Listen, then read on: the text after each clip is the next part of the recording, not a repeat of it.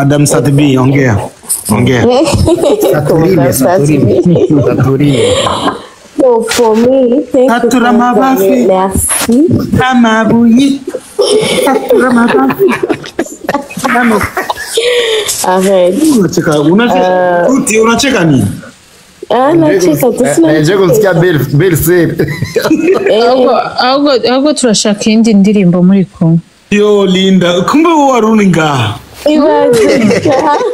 Fumukorora basi kumukorora. Ndashaka indirimbo muri kumwe na Satbiyindi. Linda wa Mario. Inshallah. So thank you so much kwanza kunyemelea kunjira hano, kusira hano. Sasa Mario uko na tongozea hapa. Can you imagine? Acha kuprofita mu desordre opeti. Sasa kwenye kamenga kaishagi. Ni Balotelli. Okay, sawa. Bene sasa. Tukakujambo. Yeah, and byinshi nk'abantu b'abashinganaye deja twabumvirije and byinshi mwabivuze kandi ibyo cyane na DJ Pro ibintu ariko aravuga nibyo cyane avec B-Boy aussi avec toi aussi Big Fizzo, thank you so much ushobora kugira kino kiyago kugira twese dushoboye kumvira n'icyo tutari tuzi tukabyiga. For me, from my side, ibintu byinshi cyane rwose kureka ibyo nakunze and ndabonye naho nokosora bimwe ku byo ntarinzi yuko byo bari amakosa ku ruhande rwanje. And kimwe gusa numva atabyinshi novuga ku bijyanye n'ibyo turiko turavuga. Conclusion numva ni about love.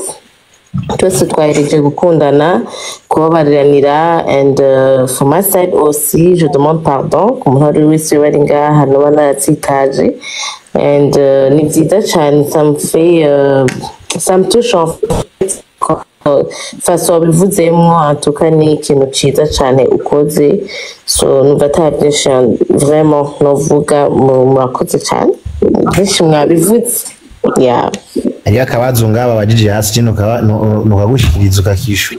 Bakuzaniye umupira wa Bantu Boy wo wambara. Ego cyane no wambara avec plaisir. Yasini kesho upeleke Yasini. Yasini kesho peleka mpira fasta umekubali? Hadi ni Yes. Kwa sitegeko. Ya GMJ fisi namu ya mutegetsi ya GMJ. Sio deni sasa. Yotora mugaro umva ntiyo wambara. Yasini, leta mpira na pesa advertisement. Unapenda pesa manager. Wow, kumbe neza. Murakoze. Sinuzenya si tegeko canke sivyo muri bya bintu tuko turavuga byo gushigikira. Est-ce que on est prêt yo gushigikirana? On est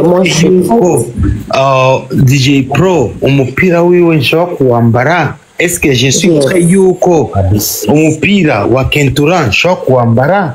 Est-ce que je suis prêt yuko umupira ntuze yambaye muri clip canke ntuzenya je sais pas qui banuze ba Kentura ba nuzenya ba Kebi. Est-ce qu'on est prêt nico kintu nyamukuru? C'est pas parce que ngo tubikore kubujyajya kuko turashobora kubikora kubujyajya. Ndashobora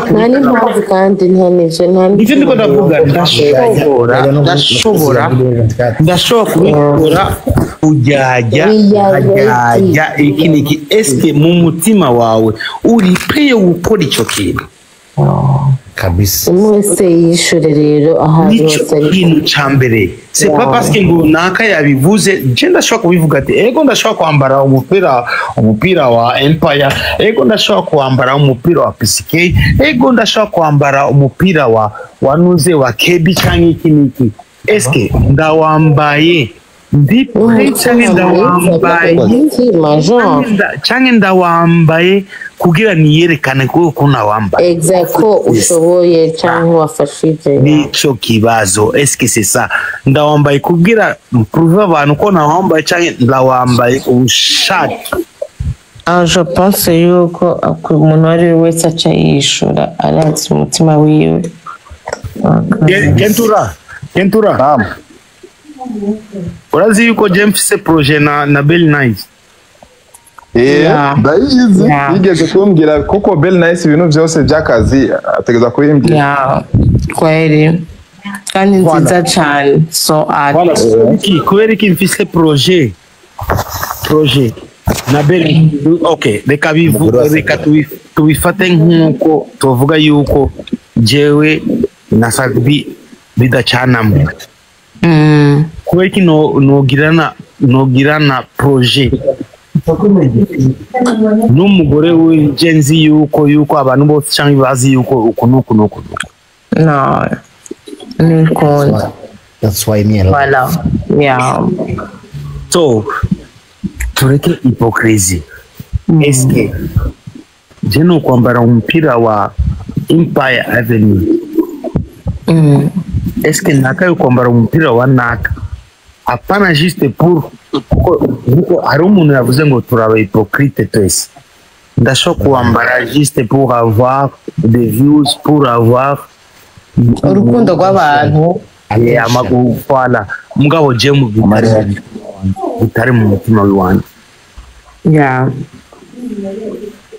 Alors, est-ce que nshobora kwambara umupira wa Piscape peut-être yaranyeskose amahera canke iki est-ce que ndashobora kwambara ibyo bintu bibiri? Est-ce que ndashobora kwambara umupira wa Linda ari intongo zake za Katara mena Tange mpira wa boy. Voilà, ndivyo niko ndavuga. Au ni vale mpira wa wa platform shows nini. Turekije no kwambara ikintu kubera hizo niko tumeze neza. Hizo. Kama ukiweza kuchukua muda wa masaa 4 huko naongea na watu hapa kwenye live na sisi tuko hapa. Ukivaa kitu changu mimi nitakuwa na uhakika kama umekivaa kwa roho moja. Kama ulijipa muda wa kuikaa kwenye live pamoja na mimi muda wa masaa 3 na zaidi. Kebi, vaa changu nitaamini kama Kebi ni kwa upendo. Kebi nikujibu. TNTP ananijua. Tuache unafiki. TNTP ananijua. DJ Pro unanijua fresh. Sawa. Tuache unafiki. Bell Nice aranzi cyane tureke unafiki. Bro.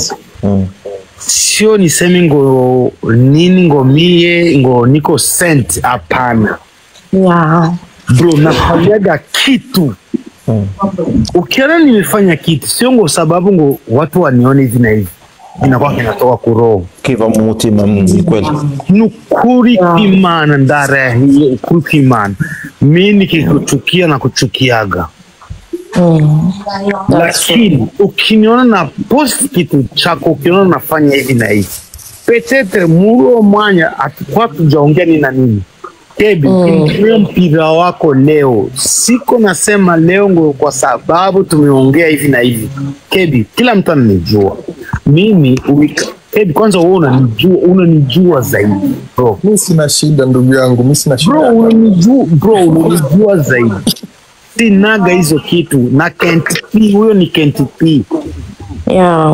Ni manager wa mdogo wangu Satbi, ni manager wa Benaisi, KNTP ananijua sana, ni mara mingi sana tumeisha naye, tunachangia, tunafanya kila kitu. Ananijua KNTP, najua kama anajua mugani iko direct. Kama naongea uongo, sasa tuko tunaongea ukweli. Kama naongea uongo, aseme hivi, hizo unadanganya. That's true, bro. Tunaongelesha ukweli. Ukweli. Tupo. DJ Pro anajua bana hizo ukimzingua na kuzingua, lakini huyu jamaa yuko directing hivi na hivi na hivi. Uongo ukweli. Ni kweli kabisa. Bro, mimi ukinipatia mpira wako sitakosa ikinoje ngwanira, ikinoje zo kwa mangwanira. n'ubumwe, peu importe ibyo tudasangiye cyangwa peu importe ibyo turimo, lakini najua mimi napasha kujiweka number 1, najua mimi napasha kupigania niwe number 1, najua hivi na hivi, lakini haitanikataza kuna mtu ambaye yuko anafanya vizuri eti mimi nimbania. Haiwezekani, haiwezekani. PCK mwenyewe ananijua bro. Bro, nitumie mpira wako nitauvaa, nitapiga picha, sio kupiga picha sababu ngoiti watu kama niliana. NTP mwenyewe ananijua hivi na hivi na hivi. Nukuru kimana. Na binujua tanyeche. Jenda kuzi vrema, mimi nakujua. Achani ukumbushe tu kidogo. Kitambo. Kama ilikuwa ni wakati gani hapo, ilikuwa kipindi kile unakuja kufanya video ya Leave Me Alone. Nilikuwa nakaa pamoja na wakubwa zangu, Sokei, wakina Perhaps na wengine.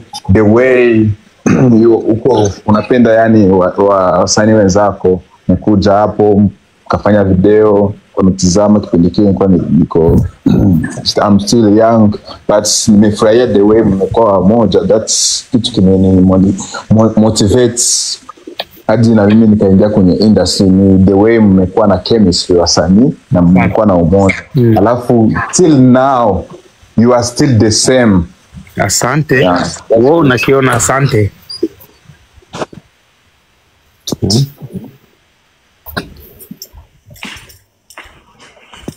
Zekana wenda hicho ndio kinamfanya leo mpaka leo unamwona yuko kwenye nafasi yake.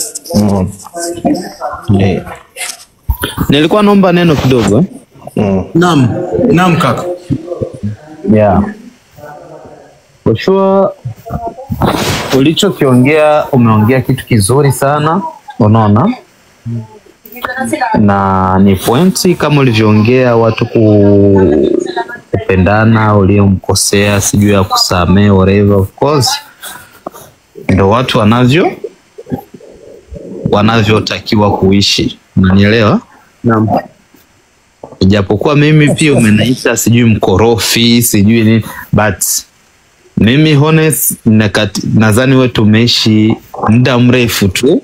Hata na mimi ni mkorofi kwako, unanielewa? Tumeishi pamoja muda mrefu, unaona? Mimi no matter what mtu anaongea, lakini mimi ni mtu ambaye nakuwa na roho ya kupenda watu, support watu no matter what, unaona? So kitu ambacho watu wanashindwaga kuelewa ninapokuja swala kama hivi, wewe umeongea kwenye nia nzuri tu, ukamwambia huyu kani nilikosea nisamee, kani nilikosea, lakini utaona wao mwisho siku kesho tuacha kuamke kesho utaona jinsi walio record hivi wataandaa ma caption huko ma YouTube. Of course. No. Yani utakuta umeongea kwa nia nzuri, lakini zeo ataviunganisha sasa vile vitu vya kugombanisha watu. Utafuta ugali au? Hayo kama kuandika title nzuri sasa utapata viewers aje. Sasa ni kweli. Utafuta ugali.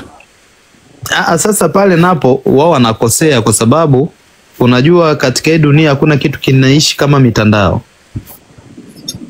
Mitandao ni kitu kinaishi, teknolojia ipo. Ndio maana naambiwa muogope Mungu na teknolojia, unaona? Hivi na intelligence artificial. Yaani hivyo vitu vinaishi. Sema tu bro, big up sana. Yeah. Jamani, mimi pia kuna mtu nilimkosea, anisame. Umenikosea kaka.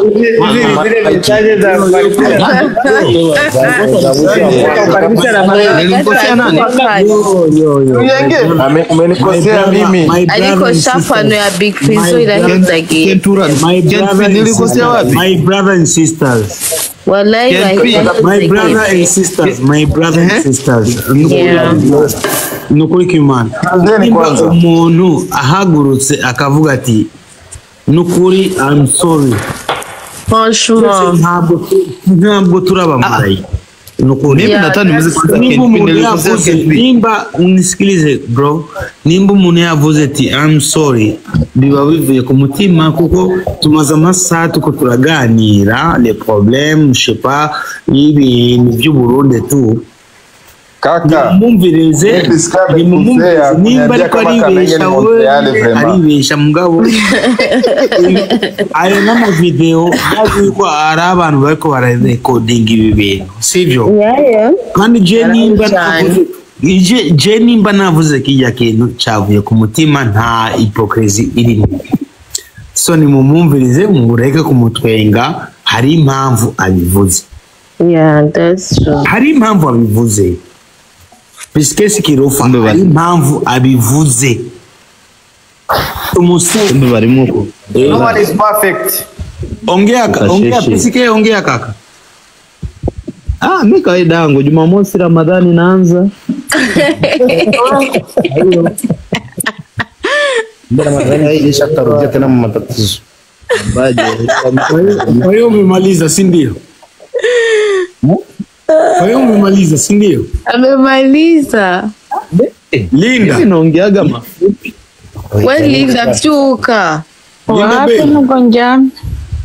Ogiru jame. Kwa hiyo nataka sisi tuombe msamaha.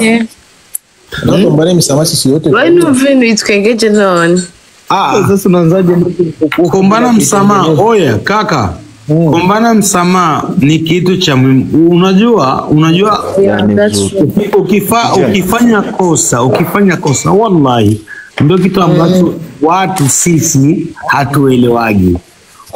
Kuomba msamaha ni kujilibere wewe nafsi yako, muroho unakuwa uko libre. That's true. Nukuri kimana bro, nukuri kimana jewe normalement nakuwaga najisamee kwanza mimi mwenyewe binafsi, najisamee mimi mwenyewe. Kujisamee mimi mwenyewe paske niko na roho, niko na nafsi, ni vitu iko tofauti. Hariho umutima,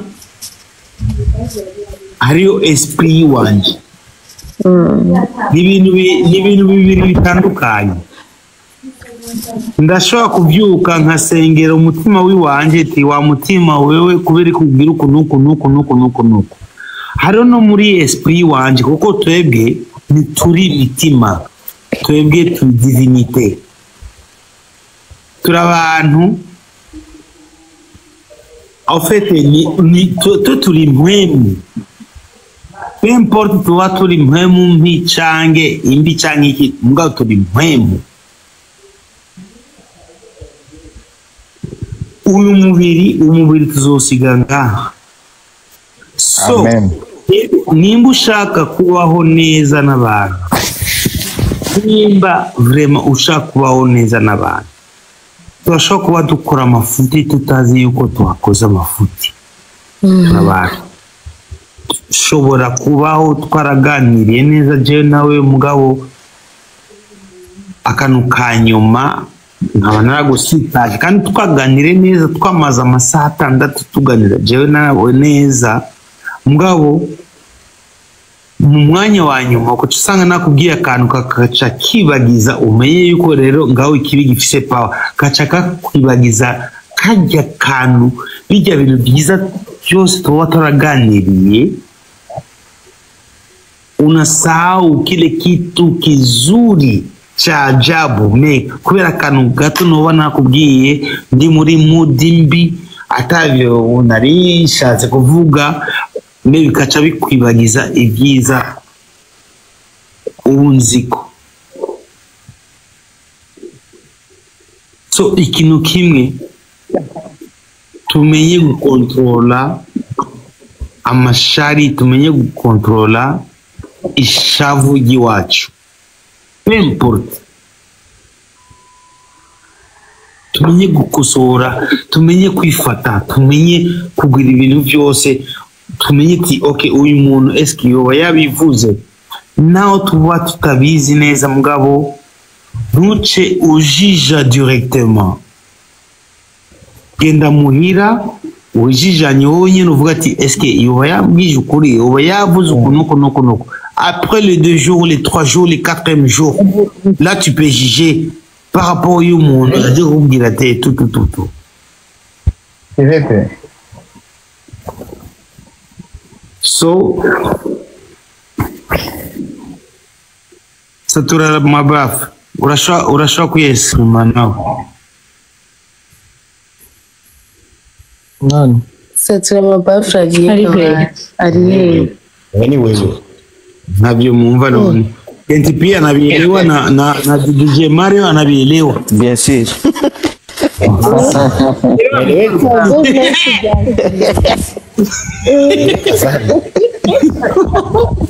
basi nta kintu kinini mva novuga kirenze ibintu wavuze Fizo. Franchement uriko uravuga ibintu vyiza cane rwose. Non, exprime-toi, non c'est bon, exprime-toi. Exprime. Yeah, niko ndavuga by the way. Ku bintu uriko uravuga premièrement kwanza uriko uratwigisha kumva yuko twabariranira hagati yacu. The first of all, imbere yuko ukunda buri kintu ca buri muntu ari we wese. Kuko tuko turabwa n'abantu benshi, tuko tumvirizwa n'abantu benshi. So ibintu byose tuko turavuga ntibiherere hano kuri no pano turiko. Reka ahubwo bihere hagati yacu entre nous babone ya example dushobora guha babandi basi bandi peut-être batashoboye kubona iyi live cyangwa batashoboye kuyumviriza bihere muri twebwe nyene abantu ibyabona n'abanyene bariko baratwumviriza abantu 109 n'abantu benshi abantu 110 n'abantu benshi so reka bihere muri twebwe ibi tuko turavuga surtout guhera memejo tutangure tubikorereko turabe kwanza ikintu gishoboye kutungura muri ivyo bintu dushobora gukora hagati yacu twebwe nyene turi kuri iyi pano nico numva kwanza cyambere numva novuga ya jewe ndamunganire satura mabafu Linda baby. Eka mvuge. vuga Tuti wowe wavuze ko ugiye kuryama ugiye ujyama gute grafre abakuru banje batarajyama mama. Oh, thank you Kelly. Okay Linda ujambo yingwa Jesho novuga ico wavuze nico ni ciza muga ngaha twese turakuze pe kandi nimba tuvuge Bernice ariwe dufitaniye ikibazo si ngombwa ngo tubivugire ngaha. Exactly. Kandi si ngombwa ngo ngaha nta padiri ahari nta musenyeri yego tugira twinjire mu kwezi kwa Ramadani ntibikenewe ko tubivugira ngaha ivyo twakoze kira muntu wese nimba afise ico baba barafuye nakanaka bamusange inbox bavugane nta bindi bagiriranira imbabazi mugasi ibintu byo kuzana ngaha kuri TikTok ibiki n'ibiki kubera kira muntu usanga ariko ari abantu 150 kandi ibintu ugasanga bija kuri YouTube two turabwa n'abantu ntibiba bikenewe twoyaga kubijanye n'umuziki ivyonye by'amafuti yakanaka nibayivuganire hariya biherere hariya niko je ndavyumva murambabarira ya Endomike yarambaje ngo Bernice ngo Bernice beef nayo irakenewe sometimes ni Endomike hari ikintu Big Fizzo yari yavuze Endomike ringa Endomike yari ngaha muri comment yari ngaha yanse yari yaduze mu gacara mubise DJ Mario ya so nashaka kumushaka kuri ico kintu hari ikintu yari yavuze Big Fizzo bien avant kwanza imbere yuko twese tuduga ngaha hejuru yavuze ku kintu ca wivu wa maendeleo sinzi ko nakivuze neza ni ico kintu yavuze so ico kintu je kuri je ko nagitahuye ndashaka kucumva nka kwa kundi kwaguhigana egiyo beef irashaka kuhaba ne ntibari beef yandi inzigo yandi duhuye nshaka kugira nabi yandi duhuye ntashaka ukuboko me tumenye how dushobora gukora iyo beef avec des limites iyo beef est-ce que irikira tuzanira iki est-ce que iriki donc si yandi yo kutumarira umwanya gusa we lose our time chahe we have something turiko turinjiza donc nico kintu numva novuga ko beef si beef mpaka umuntu biboneke yuko okay beef irashobora kuba beef yawe nyene yeah exactly beef urashobora kuyikreya ntikumarira ikintu ntikwinjiriza ikintu na kimwe ahubwo ikagucafuriza igacafuza ahubwo no kuraba beef ni beef nyabaki shoboye kugirana n'ujya muntu komsa turabe ku ruhande rwiwe ntagire shit nanjye singire shit donc twese nimba mukurikirana neza nico kintu DJ Pro yavuze niyo hakenewe communication nico kintu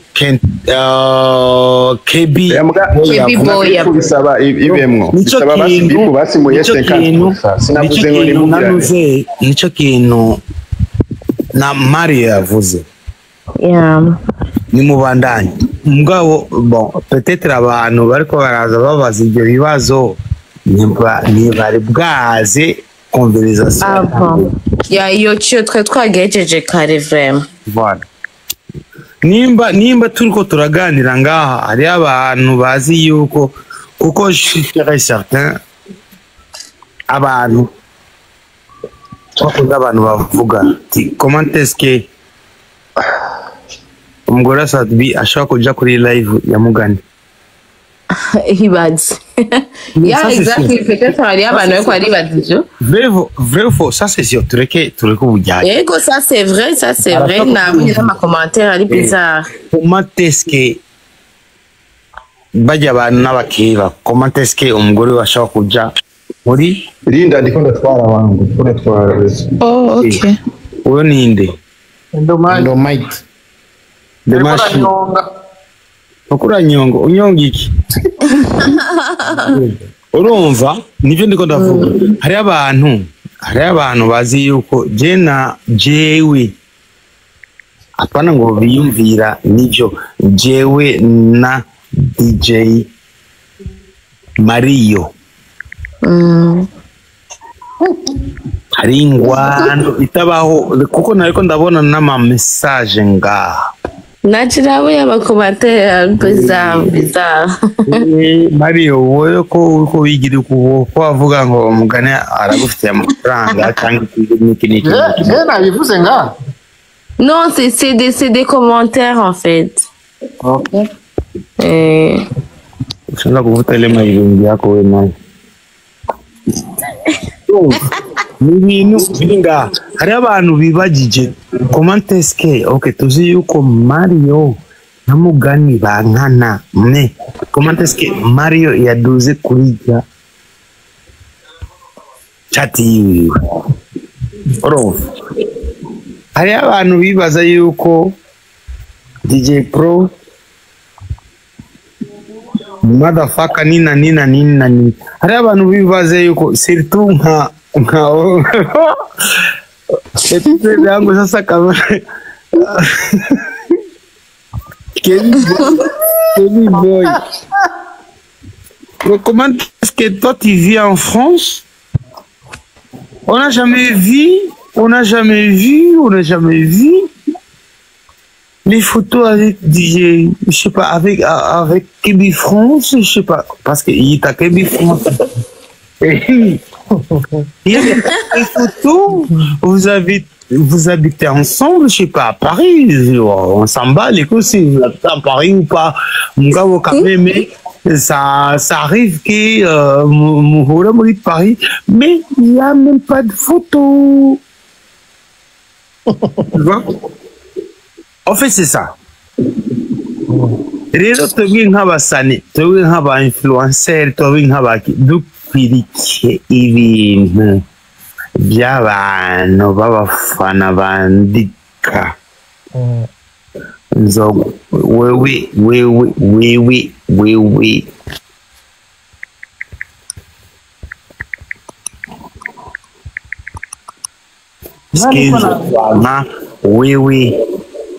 DJ Pro nzokwanka wewe naka uri kuri inzo nzokwanka dukwirikiye iby'abantu bavuga.